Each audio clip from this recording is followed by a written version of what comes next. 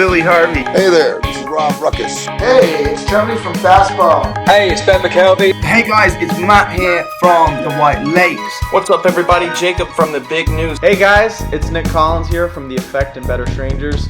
Check me out at Almost Famous Magazine. Buzzing from our clips to be dropping on Almost Famous Magazine. Check out Almost Famous Magazine. You can find more clips from my interview with Almost Famous Magazine. 3, 2, 1, 0, and liftoff. Hey, and welcome back to In Conversation on Almost Famous Magazine. Now, this face that you see with me may look familiar because this is one of the first people that we interviewed just over a year ago. This is Ricky Cruz, but you may know him as deCasa, or you may know him as part of Bloody Berry, or you may know him as a former member of Better Strangers. It's been a year. A lot has been going on. Ricky, what's been up? Tell us. Hello. Well, been writing a lot with my brother, which is really exciting.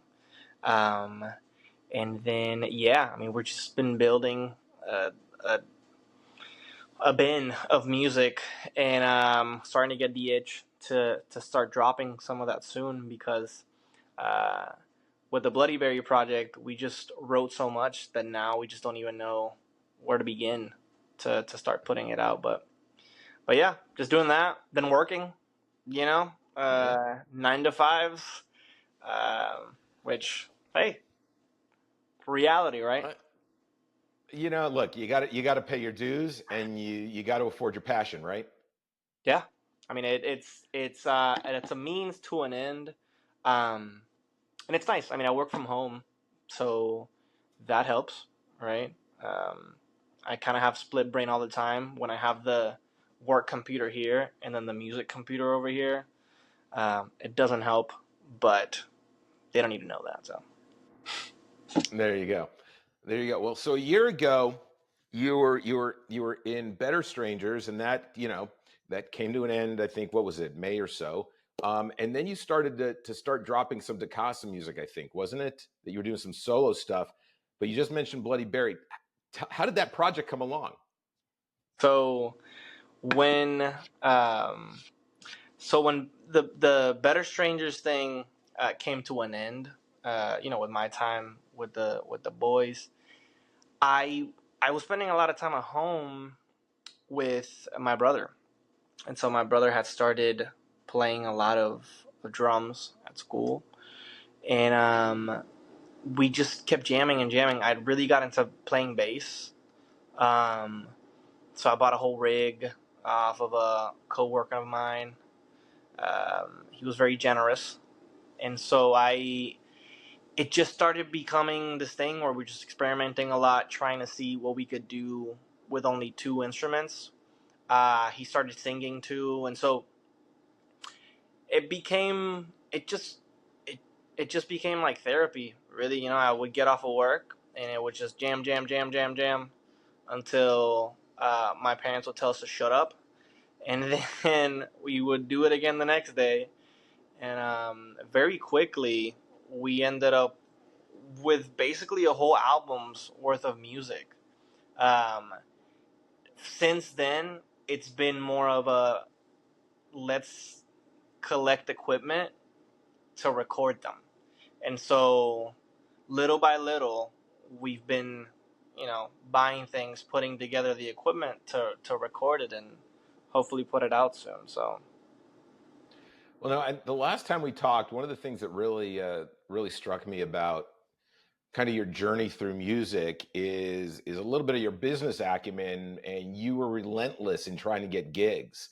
And I hear you guys have been playing around the Austin area lately, but have been playing some very unique venues. So correct me if I'm wrong, because I think I know where I want to see you guys perform next. But an IHOP, a convenience store. Yes. I'm really thinking is the next place we'll see you at a Starbucks drive-through? No, if we play at a Starbucks, we'd be selling out. That's too big of a name. No, so those are actually, that's a good question, and those have been really fun. They've been random. I mean, none of it has been. there hasn't been a conscious effort to play at unconventional spaces, but it's something that we started sort of thinking about. Like, hey, this is kind of a pattern that could be kind of fun to keep up. Now, the IHOP gig went as well as you could expect an IHOP gig to go. But what's crazy is that maybe 2 weeks later, they organized the exact same event, and then the entire IHOP got packed. Like, there's just you couldn't fit a single button. There's people crowd surfing through like over the tables and shit, and I'm like, where was that when we played the week before? You know, like, it's so crazy. So you win some, you lose some, and that's the thing. You just never know when it's gonna be a good one. So might as well say yes to all of them. So that's kind of where we've been at. How did you draw the crowd into a convenience store? So there's a convenience store here in Austin that they just put on gigs all the time, and the owners are very cool about it.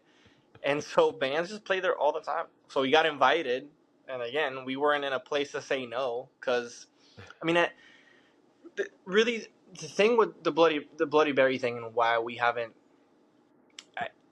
I haven't put, my brother and I haven't really been focusing too much on putting out the music and stuff, is because it really started as a project to make us better live, and we wanted to stay hot while I was able to get the Casa gang back together and playing shows. It was just him and I were so tight already that it was just like, all right, let's do little gigs here and there wherever we can get them, just so that we can get used to playing live and things like that. And so that was really the thought process behind it. But I mean, I think we got a little carried away, and we started having a lot of fun. Then the mask thing started happening. Then our friend Vicky, there's a photo shoot that has insane pictures. This is one of them. I know you can't really see it from far away, but there's so many good pictures that came from that photo shoot. And so we were just waiting on the moment to sort of like unleash the project as a whole. It just wasn't the priority. The deCasa project was the priority, but now I'm having to find time to balance both, which I'm excited to sort of start doing. Well, every project and opportunity is a little different, right? And you've obviously covered some different genres of music. What has Bloody Berry taught you? What are some of the lessons you've learned by doing that project with your brother? I think the biggest one is, it's hard when I have so many ideas for songs and things like that. It's sometimes it's hard to delegate in terms of writing, right, and trusting what somebody else is bringing to the table. And so I think with time, as my brother got better and better and better with time, I was able to sort of leave him in that corner and say, I'm not even going to question it. You know what I mean? Granted, there are times where, it's like, well, maybe don't play that, or maybe do this, but which that's just part of the process. But I think it's that. I mean, it's the biggest thing that I think I've taken away from it is just making sure that it constantly stays as a 50-50 situation all the way through. Your voice matters just as much as mine, and I think the mask thing helps even more because from that aspect, I mean, you both look the exact same. It's almost like you're looking at the same person. It's Barry, right? Whoever that is. But it's that idea of just keeping everybody on the same level, playing field, or however you would say it, because I think it keeps it fun and everybody just stays excited when it feels like that. So is it safe to say that really it's kind of your teamwork project? Like, I mean, there are times when you're in charge and it's your ideas only. But I mean, is the lesson here that you're really learning the art of some collaboration and taking other people's input and finding out how to find that level ground so that everyone gets a voice? Yeah, and also really learning how to be a better musician, and learning how to serve somebody else up to do something really nice. It's like playing basketball and you're alley ooping for somebody else to take the dunk. Um, that's kind of how it feels when we've been playing together lately. It's sometimes he serves me, sometimes I serve him. Sometimes the stuff that I'm playing is very simple, but that works for the stuff that he's playing. Um, so yeah, I mean, it's been very fulfilling thus far. So excited. Awesome. Awesome. So now what are you doing with deCasa and the gang right now? What's going on there? Yeah. So with that, my plan from the beginning of the year, well, I guess end of last year, I really wanted to put out a song a month, but things get in the way. So I started. I had a pretty good pace, but the songs are there. That's the other part. The songs are there. It's just a matter of putting them out. I find myself being too, like, I overthink too much of these things sometimes, and I think I have to learn to start letting go a little bit and knowing when to say, all right, this is done. It's okay. I mean, really, if I do too much, at that point, it's like it's probably not going to change as much. The difference is going to be kind of negligible. You know what I mean? For anybody else hearing the music. So, but yeah, I mean, I'm working on putting more music out. Hopefully, the next one is out either at the end of this month or the beginning of June. Like I said, it's ready. It's just a matter of clicking the button and putting it out there. So yeah. Can you share with us what the name of the track is? Give us some little insight for some anticipation and what's coming next. For sure, yeah. The name of the song is Instigator, and I'm really excited about that one because my nephew loves singing it. So he's a little baby, he'll be singing the lyrics to the song, and that pumps me up. But so Instigator, I just put out Muse at the beginning of the year. Muse is actually the response to Instigator.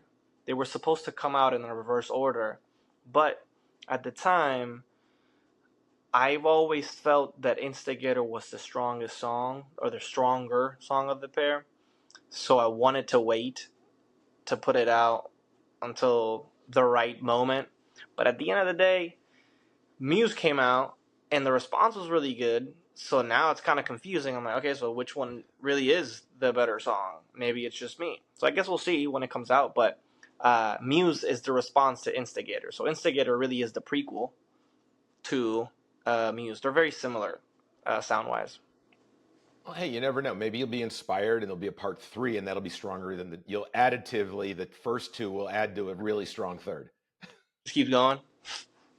Just keep going. Yeah. Just keep building. Stronger and stronger and stronger and stronger. So you're in the Austin area, right? What have you been taking in some bands or anything down in Austin? What's happening down there? Yeah, it's actually nice. And I have a friend that just moved to Dallas, and I know we were just talking about Austin, but I'm gonna make sort of like the contrast between the two.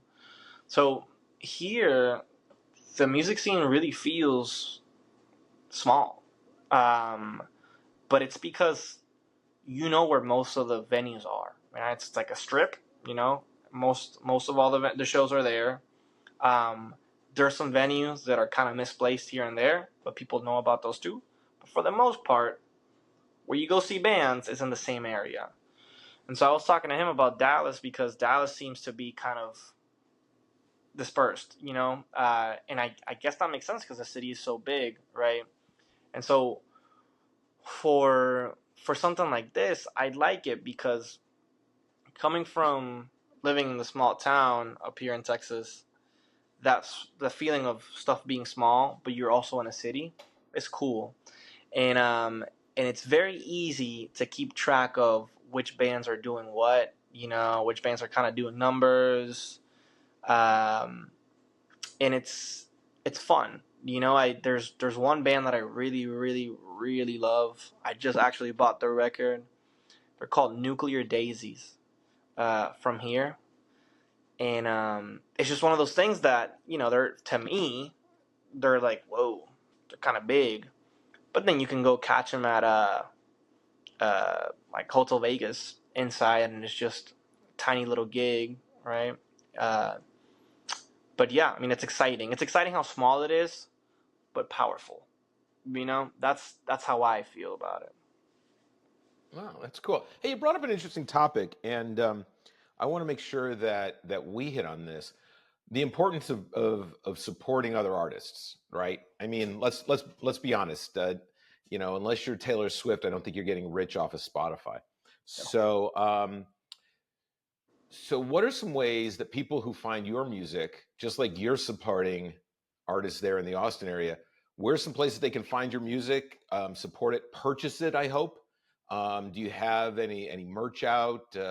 What can people do to help you afford that next piece of equipment for Bloody Berry? Sure. I think the way I think about it,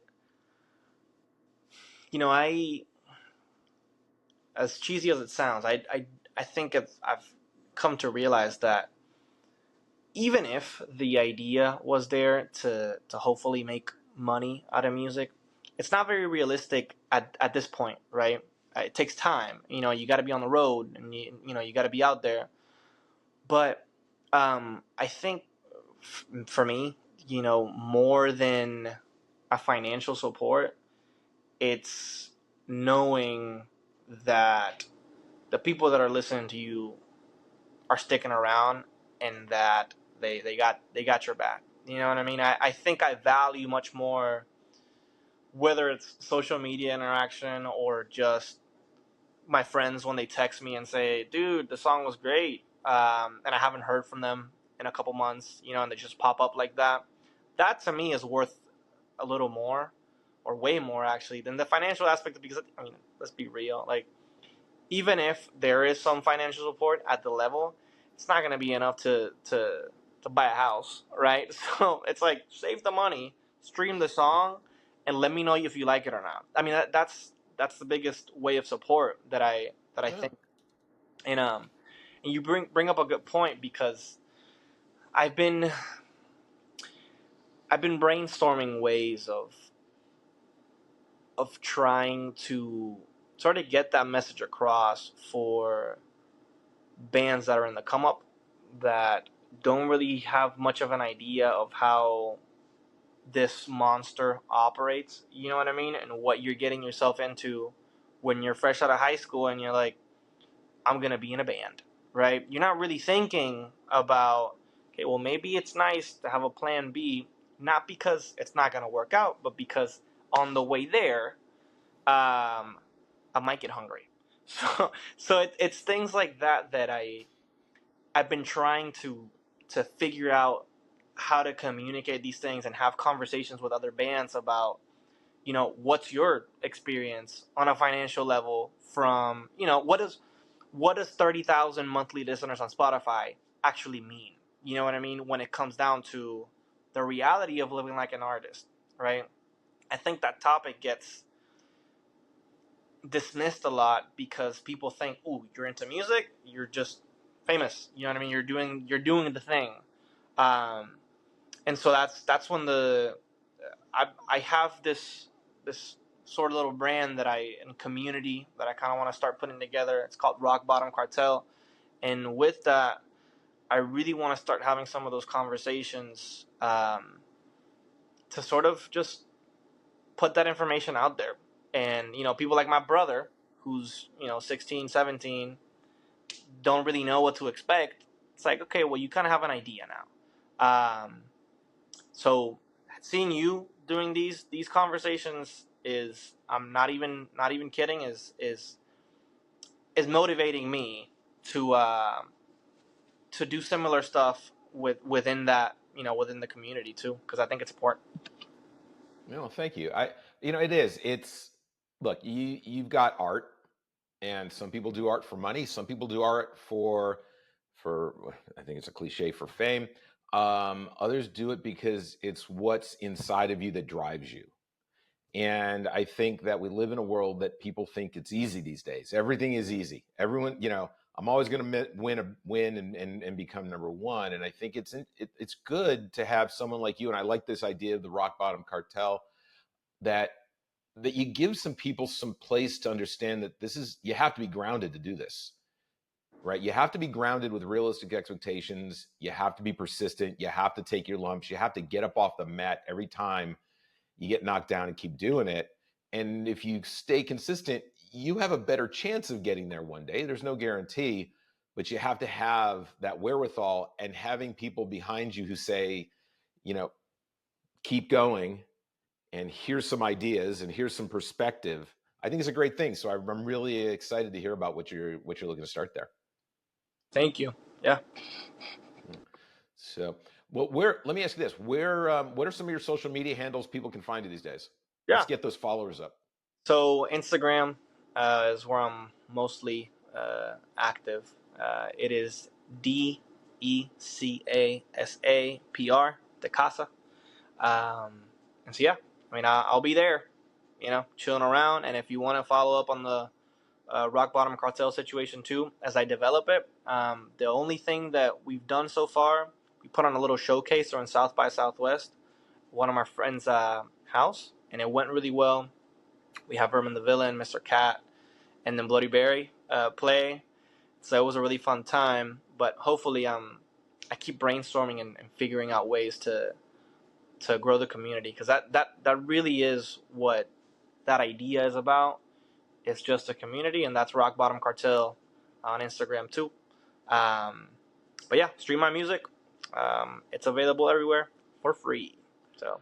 Well, I think that's great. I mean, for those of you watching, if you're aspiring young musicians and you're looking to get some advice and you want to be part of a great community, give Ricky some ideas here in the comments. Hit him up on Instagram, and become part of the conversation. I think that's a big piece of it, right? We need to be doing more talking with one another, not necessarily at each other, but with one another, and inspire each other, and brainstorm and come up with ideas, because ultimately we all benefit and we all rise from it, right? I agree. Couldn't agree more. Now, here's the question of the day. Of course, we want people to go listen to deCasa music. We want people to go listen to Bloody Berry music. Maybe while having a Bloody Mary, I don't know. But especially if they just saw you guys at an IHOP and it's now 3 a.m. and they're digesting their Rudy Tooty fresh and fruity. But but what do you dig? Like, who are some artists right now that you dig that may or may not be big artists, can be big, small, whatever, that you think other people would really enjoy? Like, what's your top 3, 4 on your playlist right now? Okay, so 1, Nuclear Daisies. They're really good. I really, really, really like them. I don't know. Is it? Well, I don't have my keyboard here because I have the Spotify on the other screen, but for sure, Nuclear Daisies. They're from down here. They're amazing. And then another band. They're not small by any means, because they toured with the Arctic Monkeys not too long ago. But Fontaines DC have this record called Skinty Fia, and I recently found it out maybe a couple months ago, and man, I haven't stopped listening to it. There's just a lot of everything in it, and I love listening to that record as a whole. And then I don't know, man. I have so many one-off songs that I'm constantly listening to. You know what I mean? I'm going to go see Interpol on Monday, and I'm so excited about. We have a group of like 10 people going. So, oh, that's gonna be great. In San Antonio, I know, man. I'm really, really, really pumped to go see that show. So awesome. Well, hey, reach out to him on Instagram, listen to his music, support him. All right. You never know. It could be an IHOP, a Denny's, maybe a Starbucks. You never know where he's going to be performing in the South Texas area. But I will tell you, as someone who's heard him perform before, you need to check out Ricky, whether it's deCasa, whether it's Bloody Berry. Check him out. be social with them, exchange some ideas. And you know what? It was great catching up with you. And now that we've done this, I don't know, this is a year since last time. We're going to have to do this again sometime in the next year. So I'd be happy to keep it going, yeah, and seeing and maybe it'll force me to push myself even more if I'm thinking Scott's meeting is coming up, the interview's coming up. I gotta play a couple more restaurants before well, we definitely need good stories, and I'm always gonna ask the harder than average questions. So you got to be prepared. I'm ready. It's like a test you got to study for. Well, hey, thanks for joining us again on Almost Famous. If you've got any ideas for other artists that you may want to see us speak with, if you have ideas, if you have any feedback, leave it in the comments below. We drop these typically like Tuesdays and Thursdays. We're trying to get out as many artists as we possibly can. So, subscribe so you get the premieres. And, hopefully the next month, there'll be a new deCasa single out. So be on the lookout for that too. So, Ricky, thanks for joining us. We'll catch up to you soon. All best.